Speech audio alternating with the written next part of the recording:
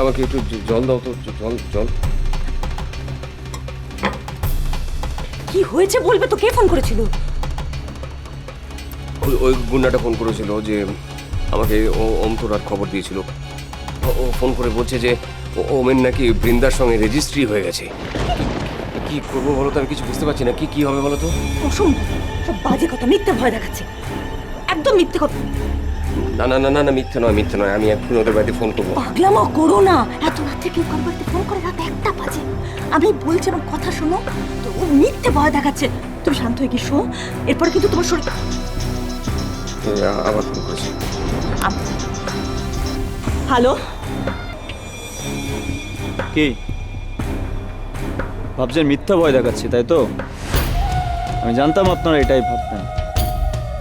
বিশ্বাস করুন, ওদের রেজিস্ট্রিটা হয়ে গেছে আর একটা মাত্র দিন, তারপর সরকারিভাবে আইনসিদ্ধ হয়ে যাবে ওম আর বৃন্দার বিয়েটা। আর অন্যের বরের সাথে আপনার মেয়ে পালিয়েছে, এ বিয়ে তো আর হবে না। কি বলছেন কি আপনি? ও কি বলছে? কি বলছে? হ্যালো। ওম আর তোর আর বিয়ে দেবেন না।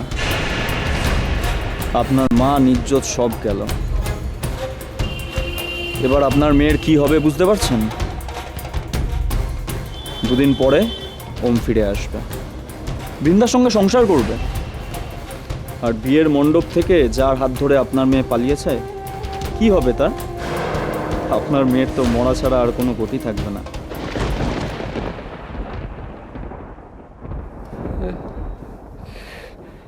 কি হবে? কি বল- আমার মেয়েটার কি হবে? কি হচ্ছে? কি হবে আমার মেয়েটা? কি বললো কি বলো না? আরে বিয়ের মণ্ডপ থেকে আমার মেয়েটা যার হাত ধরে পালিয়ে গেল, তার তো অন্য মেয়ের সঙ্গে রেজিস্ট্রি হয়ে গেছে। এখন কি হবে মেয়েটার? আমি ছাড়বো না।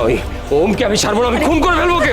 তুমি এরকম করো না, তুমি এরকম করো না। আবার তোমার একটা কিছু, তুমি শান্ত হয়ে বসো, বসো। আরে কি হবে আমার মেয়েটা? বলো কি হবে? ওর তো মরে যাওয়া ছাড়া আর কোনো গতি নেই। কি হবে? এসব বলতে নেই, চুপ করো চুপ করো।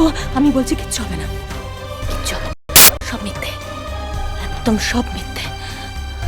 তোমার মেয়ে ঠিক ছেলের সঙ্গে গেছে, আমি ওমকে বিশ্বাস করি। ওম তোরাকে ঠকাতে পারে না।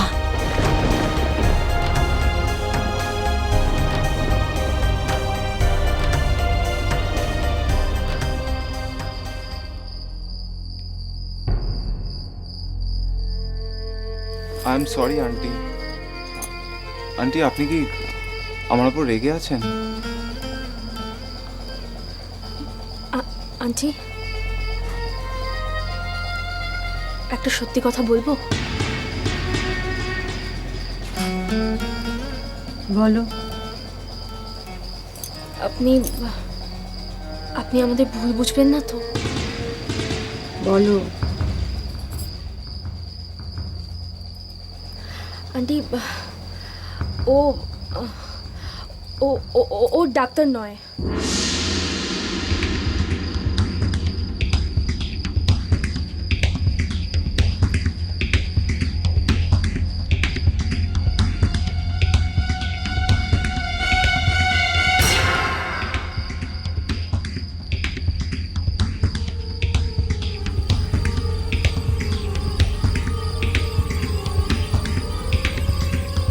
কি বললে? হ্যাঁ হ্যাঁ আন্টি, আমি ডাক্তার নই। আপনি যাতে এখান থেকে বের করে না দেন, তাই আসলে আমাদের না থাকার জায়গার খুব দরকার ছিল। তার মানে কি এটাও ধরে নেব যে তোমরা স্বামী স্ত্রী না? এটাও ধরে নেব যে তোমরা যা যা বলেছ সব মিথ্যে?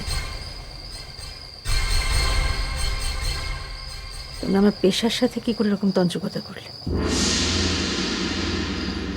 তোমাকে তো ক্ষমা করা যায় না। তুমি আমাকে বলতে পারতে তুমি ডাক্তার নও। যদি পেশেন্টটা মারা যেত কি করতে? প্রফেশন নিয়ে কেউ এরকম মিথ্যে কথা বলে? যদি পেশেন্টের কিছু হতো তাহলে গ্রামের লোকেরা তোমাকে খুন করে অজা, এই কথাটা যেন কেউ জানতে না পারে। আর ওদেরকে বলে দে যে ওদের ফুলসজ্জার আয়োজন যখন করা হয়ে গিয়েছে, ফুলসজ্জাটা মিটে গেলেই যেন ওরা এই বাড়ি ছেড়ে চলে যায়, ওদের ছায়াও যেন এই গ্রামে না পড়ে।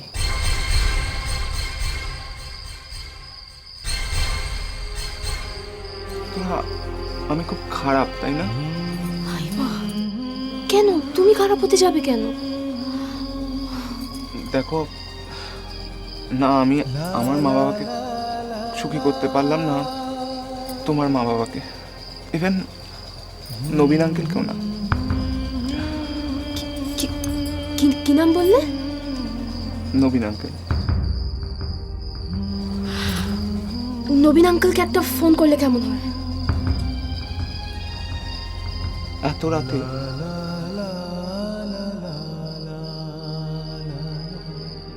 কি আশ্চর্য! অনুপম, খেতে বসে উঠতে নেই, খেতে বসে উঠে যেতে নেই।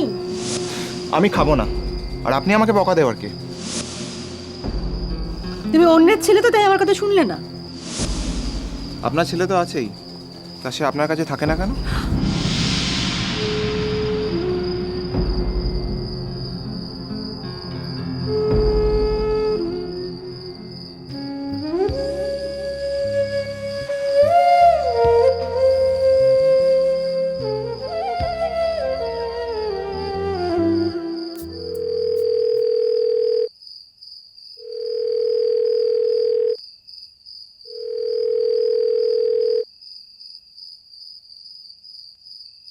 হ্যালো, আয়ুষ, আমি মা বলছিলাম।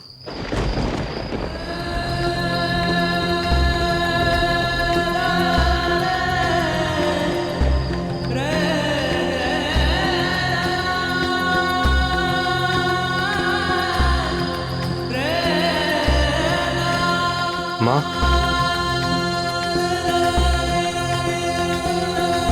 কি হয়েছে মা? আয়ুষ, আমার না তোকে খুব দেখতে ইচ্ছে করছে, খুব খুব দেখতে ইচ্ছে করছে। আসবি? আমি না খুব মিস করছি তোকে। আমি তোমায় খুব মিস করছি মা, কিন্তু বাবা কিছুতে ঠিকানাটা দিচ্ছে না। তুমি তোমার ঠিকানাটা বলো, তুমি কোথায় থাকো মা? তুই আসবি আমার কাছে? আসবো। হয় না বাবা?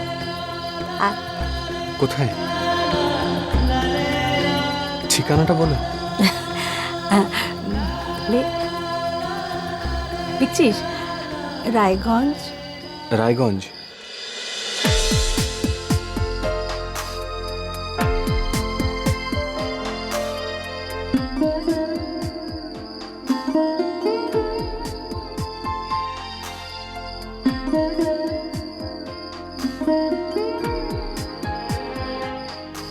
আমি আসছি মা। হায় বাবা।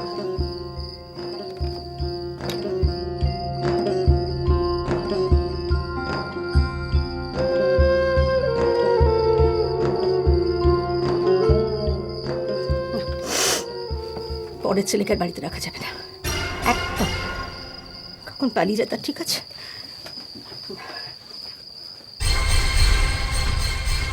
কি ব্যাপার? তুমি এখানে কি করছো? কি চাই? আপনি কাকে ফোন করছিলেন? ভালোবাসা